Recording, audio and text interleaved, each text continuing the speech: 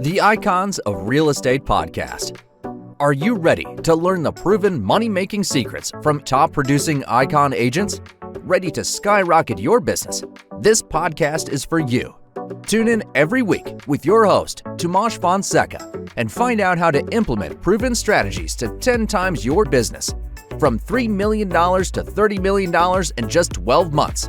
Brought to you by the Masters in Real Estate Marketing, Arter SEO.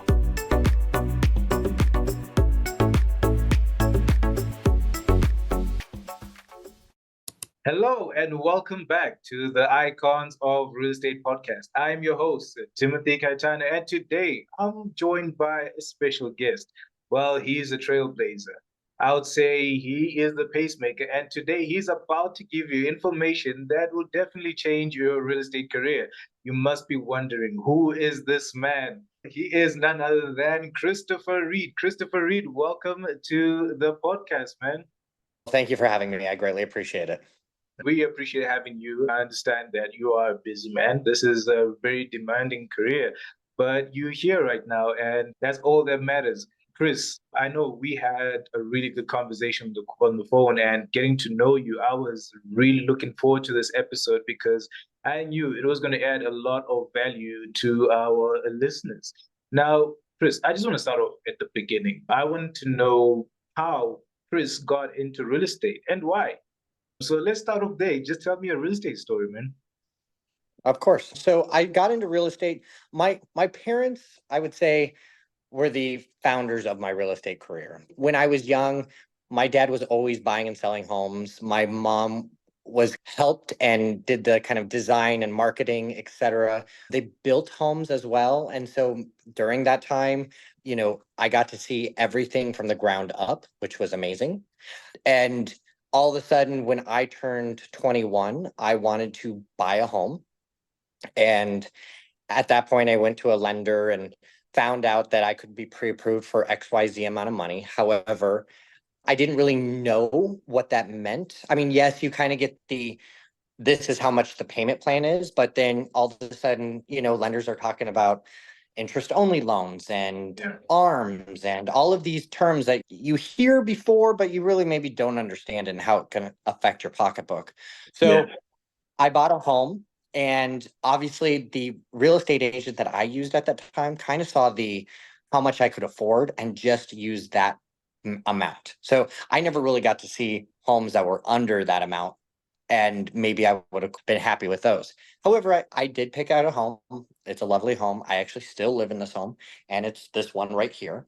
But what happened was I bought it in 2007, and it was, at a certain price point, and then literally 3 months later, it dropped to half the value.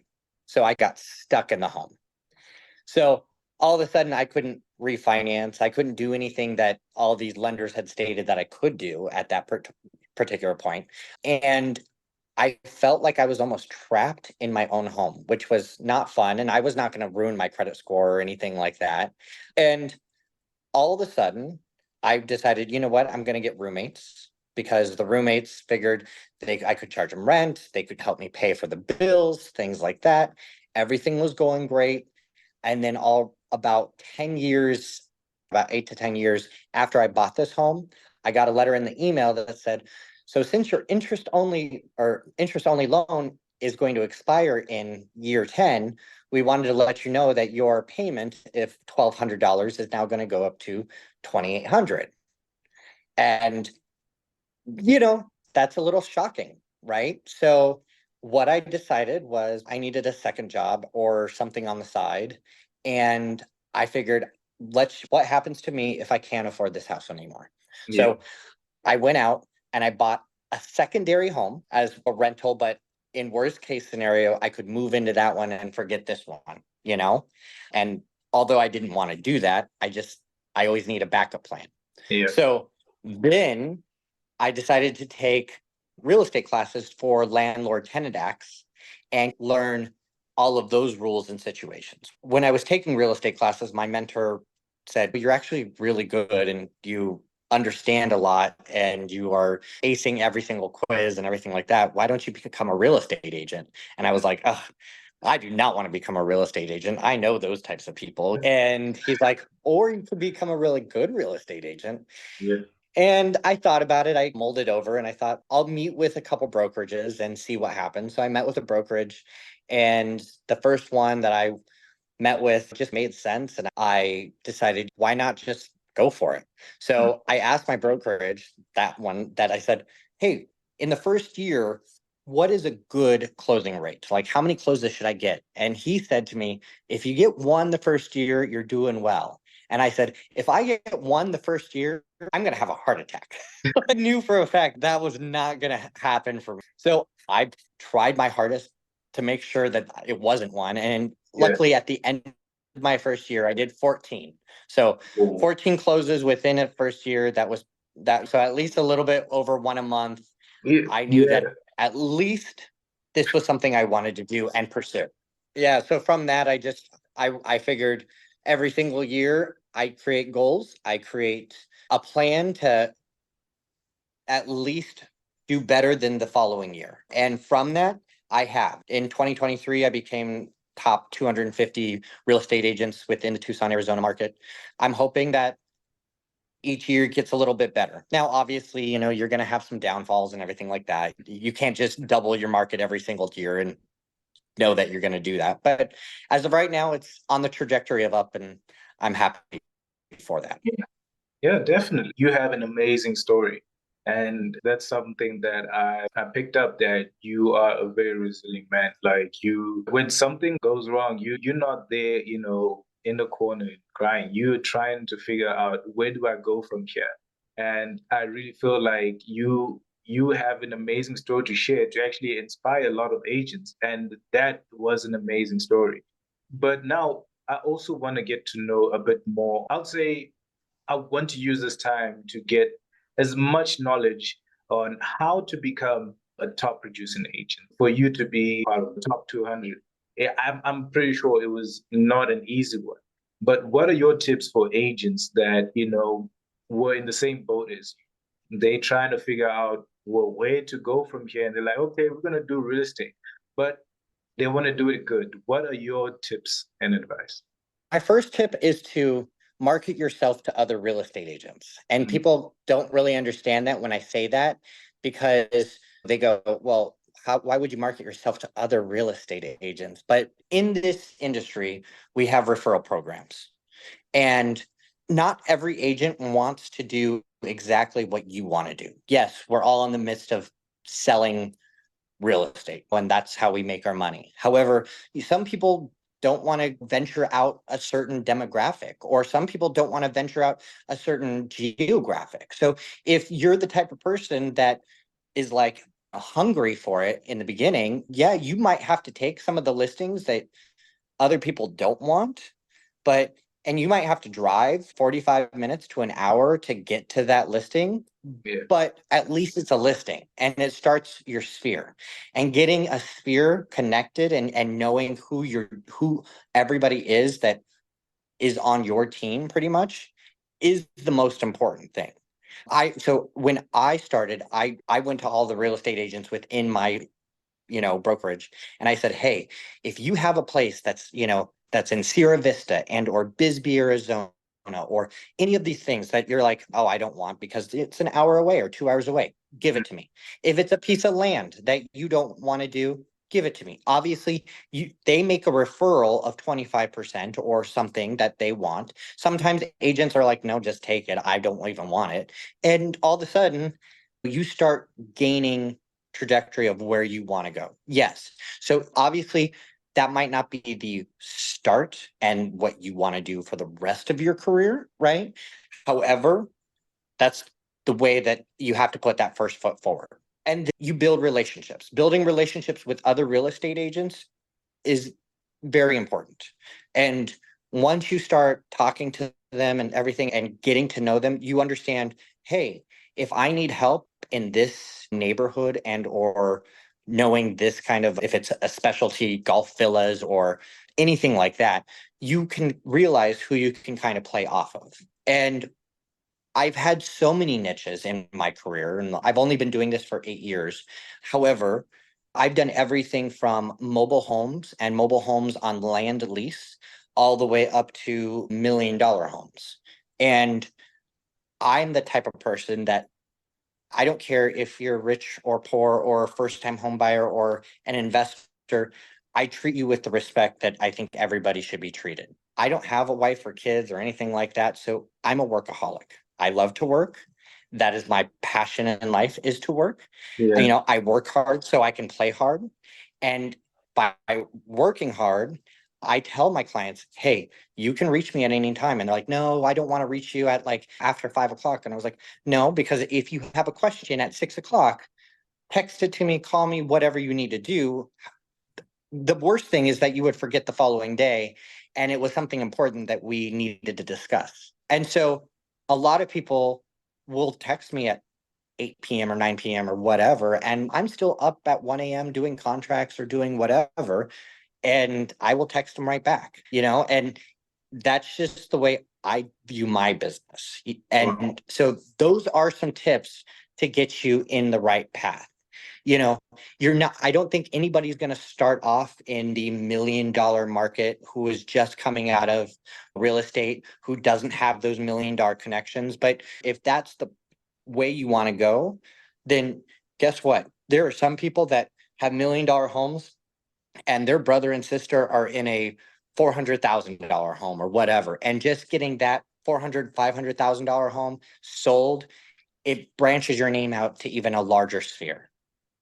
So I would tell everybody, treat everybody with respect, do as much as you can do in as far wide range as you can do it in. I understand that some people have wife and kids and things like that, so they can't venture out 2 hours every single day to all these listings. But if you can, do it. Find your unique persona and go towards that. There's one thing that I caught from there, like you go the extra mile. You're like, hey, I don't really have all these responsibilities, like a family that I have to attend to when I get home. So I use that time to actually give back to my clients and give, I would say, memorable service, because of course they're always going to hesitate, but you give them room to actually give you a call. With that being said, that being one of the things that I think falls into this question, in this competitive market, like how do you differentiate yourself on providing unique value to your clients? I know this was also one of them, but what else do you do to provide unique value to your clients? I listen to them in the first meeting, right? And I really try not to talk a lot. And people don't understand that, because every person that I've ever talked to about a listing presentation or a meeting, it's like they always say, okay, make sure you have all your marketing and data and all of these statistics and things like that. And really, a lot of it, marketing data statistics, go over people's heads when you just start talking about those things. So I really try and listen to the client, see what they need. I have told clients to use me as a personal assistant while your home is getting sold, because it's a stressful time in anybody's situation where, okay, you have to sell your home, you're buying a new home, you're getting your home ready, whatever. If you need something, and honestly, you need something, I will do it. I've done the weirdest things for clients where I've had to pick up birthday cakes for their daughter's birthday. I've had things like that. And I get that it's not like I love doing those things, right? It's not that I'm, oh my God, so happy that I get to pick up whatever. But if it helps you with your time management for me to do this, and it creates a little less stress on you and whatever, a little more stress on me, then that's what it's worth, right? And that's what I tell people. And a lot of people laugh at that because they go, you know, obviously you don't want to abuse the relationship between client and real estate agent. However, I'm here for that person. And by picking up a birthday cake for their daughter, do you think that they'll ever forget about that? No. Picking up whatever, or dropping off contract to them because they're visiting their mother that's in an emergency room or whatever. So going in the emergency room or signing papers there, whatever I have to do, I'll do. And I know that everybody says they'll do whatever they have to do. Everybody says that, right? But then I've met so many agents and I've talked to so many people where they hardly answer a phone call sometimes. And it's like, or they'll dodge your emails or anything like that. Or after the fifth reminder text of, hey, we need to talk about this, they're like, oh yeah, I'll put it on my calendar. And I'm like, and obviously everybody's busy at certain times and no one's perfect. I'll be the first to admit I'm not a perfect person, and we've all made mistakes. But I do know that all of my clients, based on every single 5-star review that I've had, which is all of them, and I always tell people I would rather have no commission on a house than get a 4-star review. So that's my motto, and I've stuck to it. And luckily, I've not had to give up any commission. But I think that it just goes to show that people respect me, people like the way I do business, and we move on from there. Speaking of differentiating yourself, you definitely do it, because I don't know of a lot of agents that would do that. People will always say they're willing to do whatever it takes until there's actually time to do it.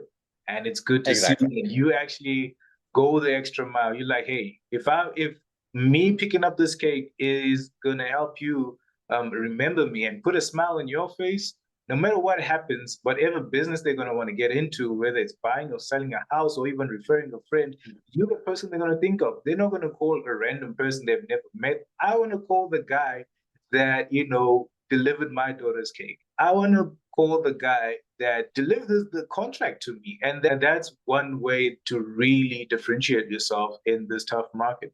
And I would say it's something that I really, really like about you, man. You're always ready to go the extra mile. Now, one thing that I understand that it's not always sunshine and rainbows. It's not always smooth sailing. But I would like to know some of the success stories and the challenges that you face. But maybe we should start with the challenges that you faced in your career, and leading on to the success stories that you have to share with us today. Yeah, of course. I would like to say that I didn't have that many challenges. There's always, in everybody's career, and there's always that one sort of a house that was hard to get done, to be honest, like to make sure that both buyer and seller are happy. And yes, as an agent in the state of Arizona, you can be a dual agent for both sides. But in every transaction, even if I don't represent that person on that side, I still want to make sure that they're happy. The reason why I went into real estate was to make sure everybody had a good real estate agent, dreams came true, and less heartache on buyer and seller. One challenge that I had to deal with was trying to find what I really wanted to do within my career. I was so vast in doing everything that it was like, really, what does Chris want to do? Because I just started taking every single thing that was popping up anywhere, everywhere. So I really sat down and made a marketing plan of what my dreams and intentions were within the 5-year, 10-year plan. So that was one of the challenges for me to do, because I'm just such a go-go type of a person that actually to sit down to actually think about where I wanted to see myself, that was one challenge. Other challenges I've faced, when people don't have the means to get their house finished. And what I mean by that is, like, we walk into a home and a listing agent, to be honest, is kind of a person that says, your baby's ugly and we need to fix it, right? Because everybody has pride in their home. However, we have to be a nonpartisan, and we have to see it as through buyers' eyes and say, hey, this paint job needs new paint, or their home needs new paint, or these cabinets are really out of date, or whatever. And these are the things that are you going to get more money for.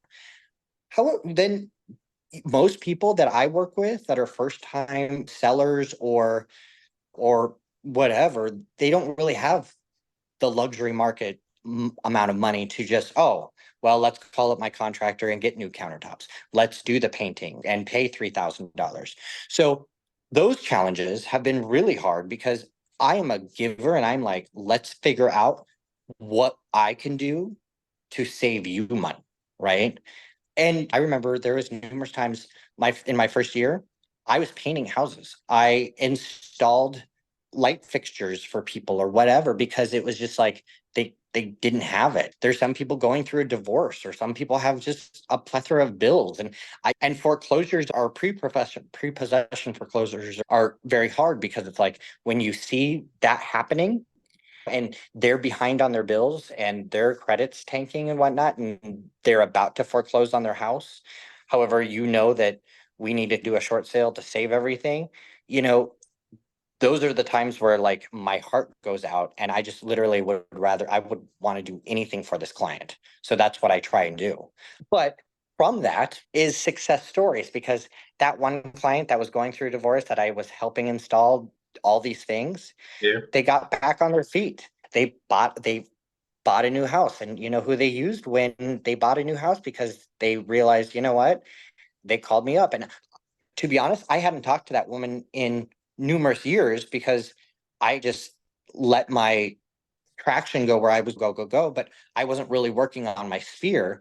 And all of a sudden, she contacted me, and I wasn't constantly contacting her, which now, as a senior agent, and I know my business plan, I try and make sure I always constantly contact each of my clients. And you Yeah. have to do that to make sure that they remember you, obviously. So there's definitely been challenges with that, because you want to make sure everybody says, oh my God, I want to be your best friend, right? Like they think that real estate agent, after we're done, we're going to go for coffee and, go happy hour and do this and do that and go see a movie or whatever, and we're going to become best friends. And I tell them, and I was like, hey, I'm perfectly fine like hanging out and doing this every so often or whatever, but it's hard because all these people want to do it, right? And you still have to take time for yourself to get new clients, etc. So even when they were not constantly being contacted, they were still coming to me, and that shows me that they really do appreciate me and value me. So I was happy for learning that and making challenges into success stories. Oh, wow. That is amazing. Chris, I said it before, you have an amazing story, and I definitely believe that the tips and the advice that you shared today will really shape up someone's career out there, and it will definitely lead them to more memorable service and, I would say, success in their career. Now, Chris, I know somebody out there is listening to this and they're like, hey, you know, I want to connect to this man. You know what? I want to reach out to Chris. This is the kind of agent that I want to have selling my house or helping me buy a house. How can people find you? People can find me through Zillow or realtor.com or anything like that and look me up. It's very easy to do that. Any of those apps, you can find me. You can even Google me. It's pretty easy to find me that way as well. I make sure that my name and number and phone number is on every single app, every single place that you can find me. So it's not hard to Google Christopher Reid, real estate agent, Tucson, Arizona, and then find me. So that's easy. Yes, right this one second, I'm kind of going through a transition. So all of my website is down for probably at least a week or two. Yeah. Because I'm going through a new brokerage and things like that. So old pictures are taken off, new pictures are being put on. And so I'm going through a transition period. My website is christopherrealtor.com. It's pretty easy to find me that way as well, but it's easy. I'm a Zillow Premier agent. I'm on realtor.com. I'm on all of the sites. So it's easy to find me. I promise. All right. So look, if you're looking for memorable service, or if you just want to reach out to Chris for some advice, or you need help with anything, you heard it from him. It's not that difficult to find him. You can find him on Zillow. You can find him on his website. And we're going to add that in the description. So if you want to reach out, feel free to do so. It's been an amazing episode. And I really feel like we didn't get enough time to hear more from you. But hopefully we could get you back on the podcast sometime, Chris. I'm really hoping for that. Thank you so much for spending this time and really getting to educate us. And thank you so much to everyone that's been tuning in to this time. From me and Chris, we'll see you again soon. Bye. Thank you very much, everyone.